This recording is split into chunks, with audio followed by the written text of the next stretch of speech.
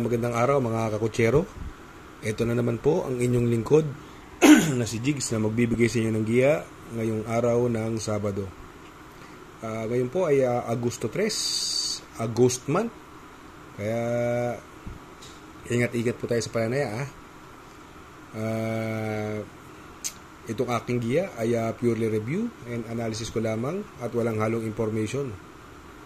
Ngayong araw na ito, meron po tayong 7 magagandang karera at ang start time po ay alas 3 ng hapon. Umpisa na po natin. Race number 1, dito po magsisimula ang winner take all. Pilracom rating based handicap system race, class 5 non-placers. Distance is 1400 meters, may 5 kabayong tatakbo. Dito sa karerang ito, kung titignan mo itong karerang ito, parang 2 horses lang ang makikita mo rito. Ang sagwa pa ng numero ni Crown in My Head, numero 1, nung karera, na-scratch yan. At parang laming nung karera yan. Ngayon, tingin ko 2 horses, battle between Baling Rikit and Laughing Tiger. Itong si Laughing Tiger, binalik na kay Michael De Jesus, gamay niya po yan at distansya niya ito, 1400 meters. Ang pwedeng tumalo, yung pwedeng mauna rito, yung Baling Rikit na sakay ni Ed Jordan Guerra na magdadala ng 51 timbang. Kaya dito sa karerang ito, 2 horse race lang po ito. Ang pili ko po rito, doon ako sa numero 3, Laughing Tiger, at ang panigodo ko, numero 2, si Baling Rikit. Sa race number 2, dito po magsisimula ang pick 6. Pilracom rating based handicap system race, class 4, 6 to 10 split. 1400 meters is the journey. May 6 na kabayong tatakbo. Dito sa karerang ito, ang napansin ko rito, parang solo airy numero 2 si Time Traveler, nasakay ni King Flores na magdadala ng 54.5. Ito si Time Traveler, pag nauna to, matibay po ito. Sa tingin ko, walang kayang bumuliglig sa kanya. Ang medyo siguro, pwedeng pinaka-close na dumikit sa kanya ay si Bonnie Avenue, pero tingin ko walang mauna. Ang ganda pa ng numero, nasa mababa. At tingin ko pwedeng mabigay ng magandang laban dito yung galing sa panalo. At tingin ko mag-uumento pa to yung numero 5 Aphrodite na sakay ni Jomer Storke. Nung karera nanalo to kila Margo. Malayong nanalo po kila Margo yung Aphrodite.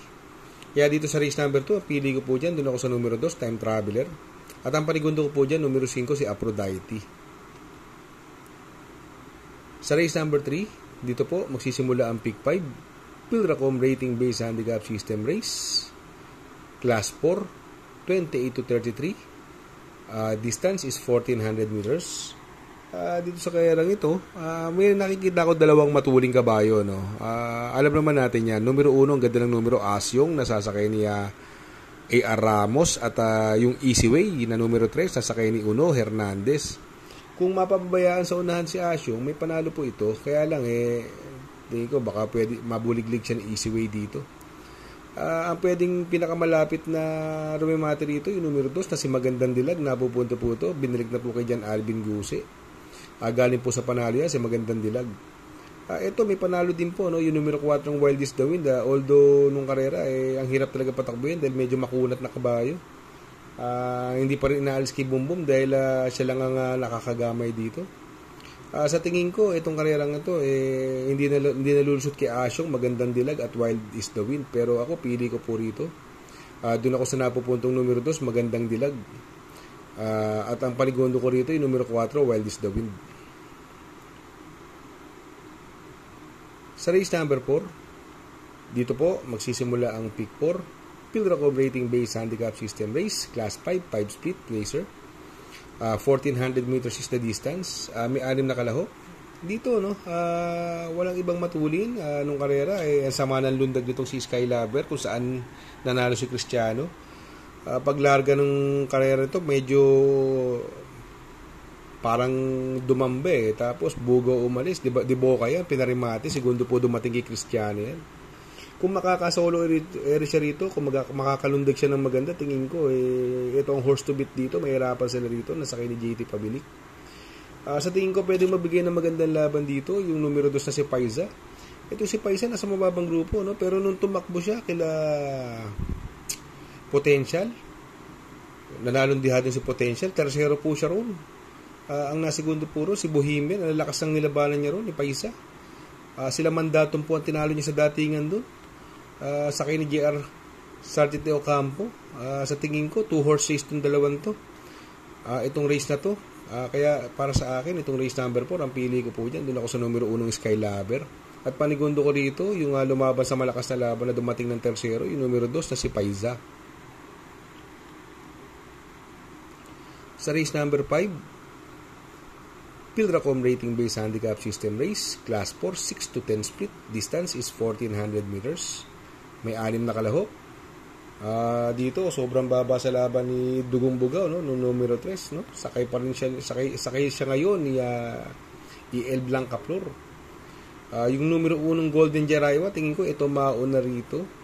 Sakay ni Apoy Asuncion. At si Sky Plus, Osam Cole. Yan ang mga mabibilis dyan. Pero sa tingin ko, medyo nakakalamang ng konti yung numero 3 sa Dugong Bugaw dahil distansya niya ito at medyo mababa yung laban. Sa tingin ko, ito, wala pang labas to. Yung numero 1 Golden Jaraywa, yan ang pwede mabigay ng magandang laban kay Dugong Bugaw. Kaya dito sa race number 5, ang pili ko po dyan, doon ako sa numero 3, Dugong Bugaw. Panigundo ko, numero 1, si Golden Jaraywa. Sa race number 6, Pen Ultimate Race, Pilracom Rating Based Handicap System Race, Class 4, 16 to 21 split. Distance is 1,400 meters. May 8 kabayang tatakbo but 7 in numbers. May coupled entry yung numero 3 na Super Majority coupled with Kerbin. Dito sa karerang ito, ang mga matulin po yung numero 1, ang ganda lang numero, no? Papa Omamaw, binilik na kay Jeffrey Sarate. Tingin ko wala nang papopormahin yan. Ang pwedeng magbigay sa kanya ng konting pressure dito, yung numero 2 na si Success of Times, na sakay ni Ison Bautista. Ito, sa tingin ko, pag ito nauna, mukhang mahirapan sila rito. Ang possible na tumalo dito, yung galing sa panalo, baka mag-umento pa ito, yung numero 3 sa Super Majority, na sakay ni Eminem Gonzalez. Pares may panalo po yan, pati yung coupled entry niya, si Kerubim, na sakay ni RM Adona. Yung numero 7 Polite Bell yan, sa tingin ko pwede rin makachamba yan at yung kung maglalabas lang, no, yung may-ari nito yung numero 8 Mami's Love. Pero ako pili ko po rito, magdadalawan na lang ako. Doon ako sa numero 1 Papa Omamaw at ang panigundo ko rito yung numero 3 Super Majority coupled with Kerubim. Sa race number 7, last and final race, Pilracom Rating Based Handicap System Race, Class 5, 11 to 15 split. Distance is 1,400 meters. Dito may 8 kabayang tatakbo, no? Ito mababa sa laban dyan yung Captain Bob, no? Itong si Captain Bob, sakay pa rin ni Bumbong Villegas, napapalaban sa malalakas na laban itong si Captain Bob. Itong si yung numero 8 Mr. Dynamic ang tingin kong horse to beat dito, no? Nung karera, sakay lang ni Mr. Elos to Mr. Dynamic, muntik talunin si Hombre, kapiraso lang nagkatalo, nakakocho lang si Mr. Dynamic doon. Ngayon binigay na sa mas superior rider Mark Alvarez. Kaya dito wala nang paligoy-ligoy pa. Ako susuluhin ko na po yan yung numero 8 Mr. Dynamic.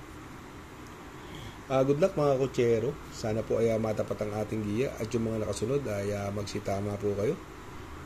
Ako'y makikisuyo lamang na please like, share, subscribe and hit the notification bell para updated po kayo sa aking mga giya.